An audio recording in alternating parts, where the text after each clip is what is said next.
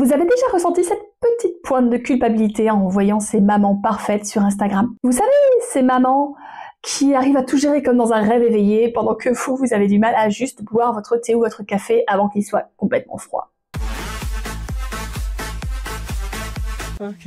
Eh bien, il y a une raison à ça. Et ça s'appelle le rosa washing. Dans cette vidéo, on va voir pourquoi cette idéalisation est un vrai problème, d'où ça vient et comment ça nous impacte toutes. Et surtout, restez bien jusqu'à la fin parce que j'ai un bonus pour vous. Je vous expliquerai comment déconstruire ces injonctions, comment reprendre le pouvoir sur votre maternité et comment éviter les pièges du marketing parental. Tout ça, ce sera dans le bonus, alors ne manquez pas les infos en fin de vidéo pour y accéder.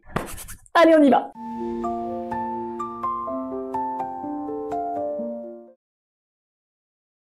Alors, le rosa washing, qu'est-ce que c'est exactement? Vous connaissez le greenwashing, cette manière qu'ont les entreprises de se donner une image écolo alors qu'elles polluent allègrement? Eh bien, le rosa washing, c'est pareil, mais appliqué à la maternité. On nous montre des mamans toujours radieuses, sans cernes et toujours en harmonie avec leur bébé et leur conjoint. Et surtout, on évite soigneusement de parler des galères, des doutes, du postpartum et de ses problématiques particulières, et de la fatigue qui s'accumule.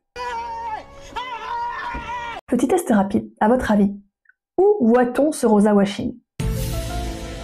Dans les publicités évidemment, dans les discours marketing des marques de puériculture, et parfois même dans notre entourage. Un peu d'histoire? Dans les années 50 ou 60, la maman parfaite, c'est une femme au foyer dévouée. Dans les années 80-90, c'est la super maman qui gère tout. Boulot, enfants, maison, et sans râler bien sûr. Aujourd'hui, merci les réseaux sociaux où la maternité est vendue comme une parenthèse enchantée avec des filtres magiques, des feeds parfaits et évidemment zéro cerne. Anecdote personnelle, je me rappelle d'avoir vu pas mal de vidéos à l'époque de mamans qui voyageaient, qui sortaient de chez elles, qui faisaient des courses, du shopping avec leur nouveau-né, alors que moi j'ai mis à peu près 1 mois à ressembler à nouveau à un être humain et à pouvoir sortir de chez moi.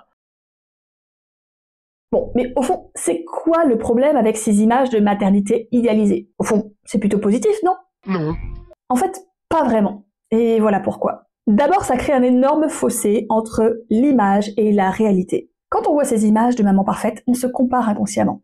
Et on se demande, mais pourquoi moi j'arrive pas à être aussi zen?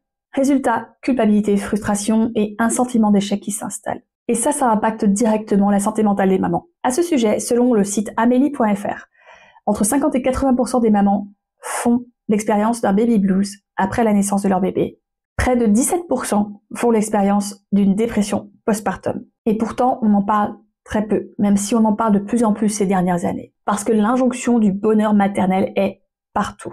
Heureusement, petit à petit, ces dernières années, les langues se dénouent, grâce notamment à des hashtags comme « Ceci est mon postpartum » ou encore des podcasts comme La Matrescence ou Bliss Stories. J'aurai l'occasion aussi de vous parler dans une prochaine vidéo de ce livre, Le Mois d'Or, qui pour moi a vraiment été un énorme déclencheur et qui a provoqué entre autres ma reconversion. L'autre problème, c'est que ça fait taire les vraies difficultés maternelles. On parle de la fatigue chronique, la charge mentale, les mauvaises nuits de sommeil qui s'enchaînent, l'impact sur le couple, le sentiment de solitude, le postpartum en lui-même qui est normal et naturel, mais qui est aussi parcouru de plein de montagnes russes émotionnelles et physiologiques. Et ça, c'est très grave parce que si on ne parle que des aspects magiques, les mamans qui sont en souffrance se sentent encore plus seules et incomprises. Alors, est-ce que vous aussi, vous avez ressenti cette pression et cette injonction à toujours être heureuse et être une maman parfaite? Dites-le moi en commentaire et partagez ce qui vous a marqué le plus. Mais surtout, ne partez pas tout de suite, parce que dans la seconde partie de cette vidéo, on va discuter de comment on s'en libère concrètement. C'est-à-dire notamment, comment repérer les pièges du marketing parental, quels sont les meilleurs conseils pour filtrer ces injonctions toxiques, et comment construire une maternité qui vous ressemble, loin des pressions extérieures. Ce contenu exclusif, c'est quelque chose que je partage également de façon un peu plus creusée dans mes accompagnements personnels. Pour accéder à la deuxième partie, c'est très simple. Vous cliquez sur le lien dans la description et vous laissez simplement votre adresse email. Je vous rassure tout de suite, je ne vous enverrai jamais de spam. Moi-même, je déteste ça.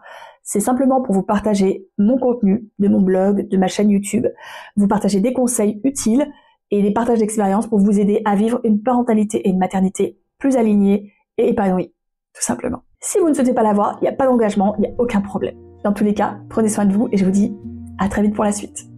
Soft wind whispers, stars above.